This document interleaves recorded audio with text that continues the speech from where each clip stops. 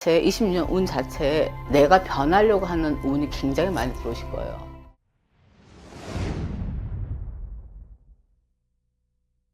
안녕하세요. 금화당 아가씨입니다. 오늘은 2026년 병오년 쥐띠분들의 운세풀이를 해보도록 하겠습니다. 선생님께서 쥐띠를 딱 들어봤을 때요, 느껴지는 어떤 감정과 생각을 신의 공수 부탁드리겠습니다. 26년도 쥐띠 크게 보면 좋은 머리들을 가지고 있는 분들이 굉장히 많은데, 그 좋은 머리에 자만하시면 안 되고, 써야 할 때 머리를 쓰셔야 되고, 쓰지 말아야 할 머리와 써야 할 머리를 구분을 하셔야 되는 해라고 보시면 될 거고요. 그리고 올해 같은 경우는 쥐띠에 병자생도 있고, 뭐 31살, 43살, 55세, 67세가 이렇게 있잖아요. 그 중에서도 31세, 43세, 55세는 비우는 마음을 가지고 있어야 올해는 채워지는 해라고 보시면 될 것 같아요. 그리고 준비하는 시간, 뭔가의 변화 변동이 아주 많은 것 같고 주변이 산만한 것 같은데, 그 산만함이 내가 움직이는 산만함은 아니거든요. 그냥 난 내 자리에 있으나 내 주변이 그냥 산만하게 움직이고 어수선하다는 거지. 뭔가를 결정을 하거나 하는 거는 시기상조라는 거예요.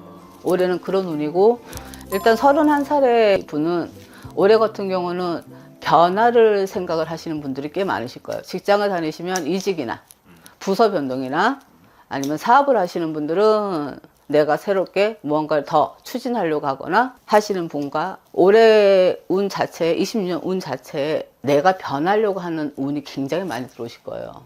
그래서 사람도 바꾸고 내 주변도 바꾸고 나의 자신도 조금 바꾸려고 하는 마음을 드시는 분들이 굉장히 많으실 텐데, 그거는 작년은 그렇다 치고 재작년에 내 스스로가 사람들한테도 치이고 마음에도 치이고 이 모든 금전에도 치이고 뒤늦게, 그것도 상반기에는 괜찮았을 때 후반기에 들면서 그렇게 치이는 경우가 많아서, 작년에 25년도 같은 경우는 내가 나를 조금 더 성숙하게 만들려고 애를 쓰셨을 거고, 그 성숙함을 올해 내가 활용을 하시려고 하실 거예요.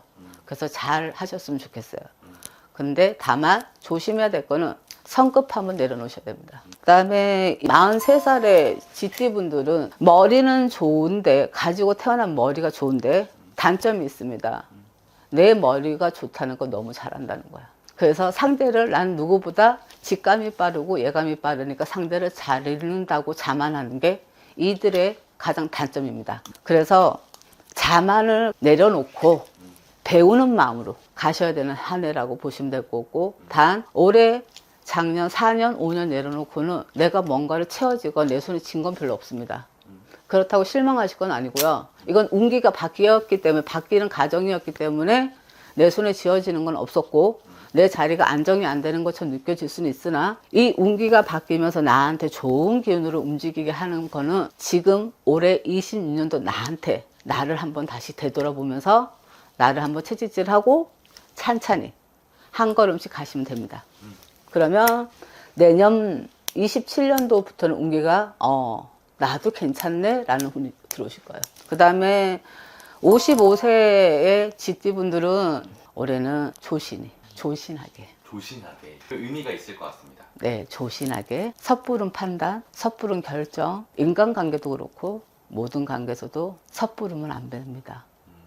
한 번 더라는 거를 잊지 않으셔야 될 것 같아요. 그럼 섣부른 판단을 하게 된다면 어떤 탈이 생기게 된다는 섣부른 판단을 하게 된다면 탈이 생긴다? 나한테 잃어버리는 게 많아집니다. 정말 신중해야 할 것 같습니다. 네. 그리고 올해는 그 어떤 선택을 한다고 하더라도 선택이 안 돼.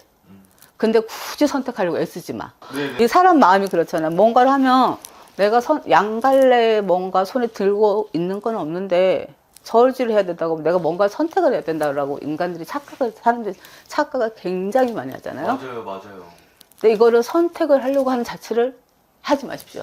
그 선생님께서 그러니까 조신하게라는 표현이 이 말에 다 의미가 담겨 있는 거예요. 네. 그래서 지금 26년도에 나를 보지 마시고 그 27년도, 28년도, 29년도에 나를 만들기 위해서 26년도에 나를 만드셔야 돼요.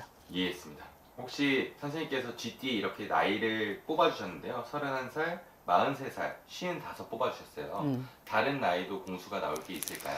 67세에 계신 분들은 올해 반은 좋고 반은 안 좋아요. 좋은 거, 내가 무언가를 애써서 만들었던 게 모양이 만들어지고 형성이 되는 해라고 보시면 되고, 또 한편에 내가 하나를 가짐으로 인해서 하나를 내어주는 해이기도 해요. 돈이 들어오면 건강이 나가실 거고, 또 나한테 또 다른 명예가 들어오시면 내가 그만한 구설도 있으실 거예요. 그래서 반은 좋고 반은 안 좋다라고 보시면 될 것 같습니다. 이 좋은 게 들어오면 자연스럽게 조심해야 할 부분들이 같이 들어온다는 의미가 되겠네요.